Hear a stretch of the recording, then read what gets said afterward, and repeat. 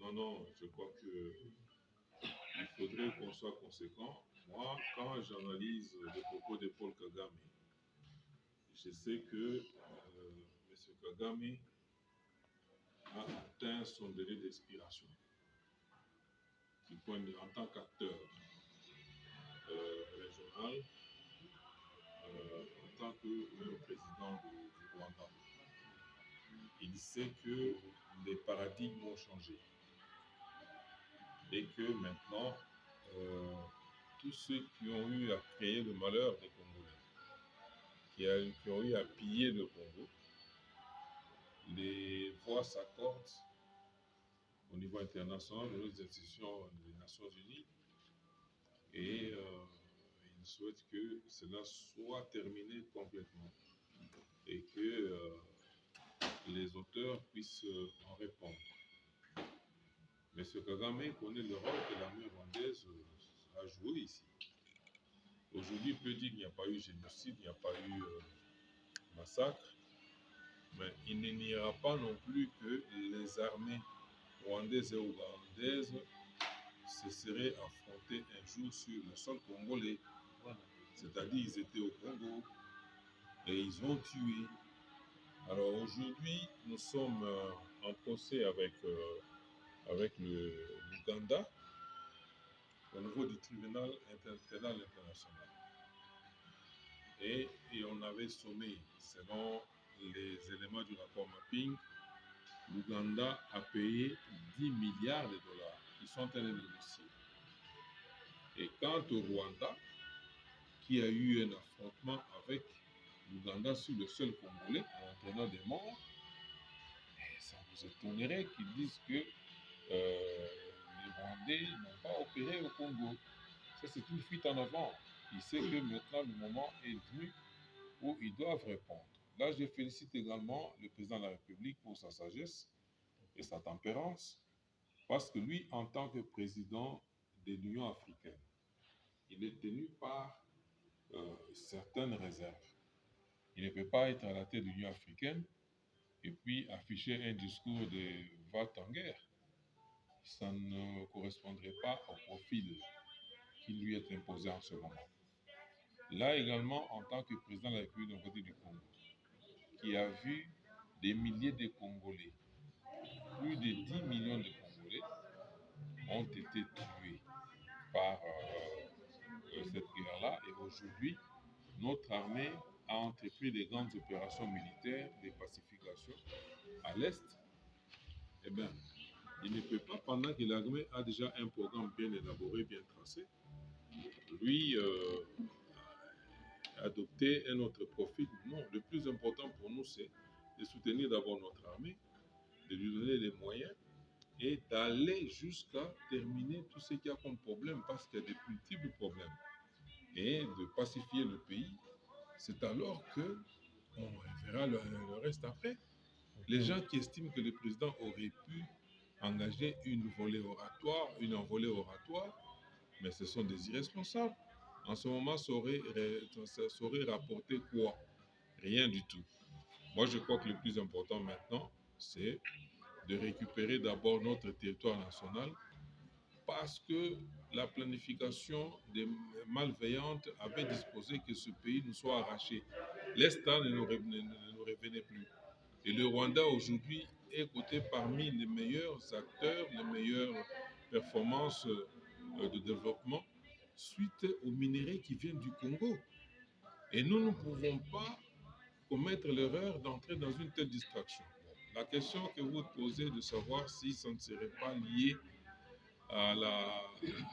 aux échéances de 2023, aux échéances électorales de 2023, moi je crois que non.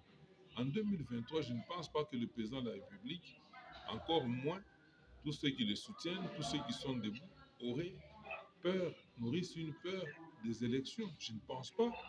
Je ne pense pas du tout. Parce qu'imaginez lorsqu'il aura terminé cette guerre à l'Est, parce que la guerre va se terminer, la paix va revenir à l'Est. Bon, lorsqu'il aura récupéré révisité tous les contrats miniers qui ont appauvri le Congo, ostentatoirement, et je ne pense pas qu'il y aura encore un politicien qui va lui faire valoir un programme aussi expressif, aussi parlant que celui-là. Moi, je crois que tous ceux qui pensent qu'il faut qu'on aille vite aux élections en 2023 parce qu'ils ont hâte de récupérer le pouvoir, mais ils vont le récupérer comment? Parce que le peuple n'est pas dupe. Le peuple est en train d'évaluer. Ce sont des milliers de Congolais, de nos frères, des gens comme nous, moi et vous, qui sont morts à l'Est là-bas. Et aujourd'hui, on veut mettre fin à toutes ces exécutions et on veut rétablir la prospérité du pays en récupérant tous les droits que d'aucuns avaient vendus, que d'aucuns avaient vandalisés. Et le pays ne nous appartenait plus. Partout, il y avait des sources d'argent qui devaient approvisionner le trésor public. Et ce sont des instances qui étaient privatisées et cet argent allait dans les poches des individus. Et cette situation, pour y revenir à la situation normale, pour récupérer tous ces droits-là, tous ces contrats-là, ce n'est pas une mince affaire. Le président de la République, Félix Antoine Tshisekedi Tshilombo, est en train de le faire. Je crois que c'est un programme c'est un programme parlant, et les Congolais vont retrouver le sourire, et le développement sera un développement garanti, et qui va aller croissant jusqu'à atteindre le niveau le plus élevé possible au niveau de la croissance. Voilà la lecture de la société civile. Alors, comment la société civile avait jugé la déclaration du président de la République face aux propos tenus par Paul Kagame? Non, le président a très bien parlé. Je vous ai dit que il est tenu, lui, aujourd'hui, il est président de l'Union africaine.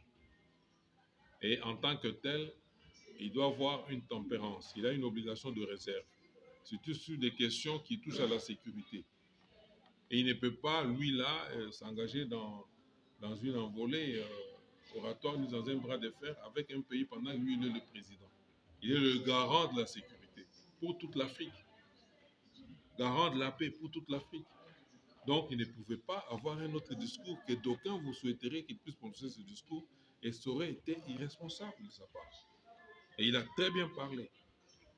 En deuxième lieu, je vous ai dit que le président de la République s'est fixé pour objectif de répondre à notre desiderata de voir la paix revenir, une paix définitive, revenir à l'Est, mettre fin aux tueries, aux exécutions sommaires qui se déroulent dans cet espace-là. Parce qu'on ne sait pas comment nos populations ont pu vivre, ont pu tenir. Ce n'est pas humain. Et il a pris toutes les dispositions possibles, il a mis toute la logistique possible, et l'armée est en train de reconquérir cet espace-là. Et c'est ce qui est primordial. Engager une polémique avec M. Kagame apporterait quoi en ce moment? Et M. Kagame, son sort est en train d'être réglé à tous les niveaux, voire au niveau international. Et retenez la date aujourd'hui. M. Kagame, dans les mois qui suivent, il sera mis au banc des accusés. Et ce ne sera pas, oui, le tribunal congolais, oui, ça pourrait venir après, mais ça sera devant un tribunal international. Et lui-même en est conscient. Alors, cela valait-il la peine que le président anticipe ce qui est en train de se faire naturellement, le plus naturellement possible? Non. Et je crois que nous avons un président, pour une fois, qui défend son peuple, qui n'est pas dans des combines mafieuses, qui n'est pas dans la frénésie d'exproprier l'État pour se remplir les poches. Il a le sens élevé de l'État et je crois qu'il va restaurer l'autorité de l'État sur le territoire national pour le bien-être des Congolais. Voilà, votre dernier message à lancer à l'endroit de la population congolaise? Moi, je m'adresse à la population congolaise en tant que coordonnateur général de la société civile, grand défenseur des droits humains, et qui est resté au chevet de cette population jusqu'à risquer même de sacrifier ma vie. S'il y a un mauvais plan, moi, je ne mâcherai pas le mot, je le dirai tout haut, comme je l'ai toujours dit. Et aujourd'hui, si j'ai dit aux Congolais que, écoutez, suivez cette voie-là,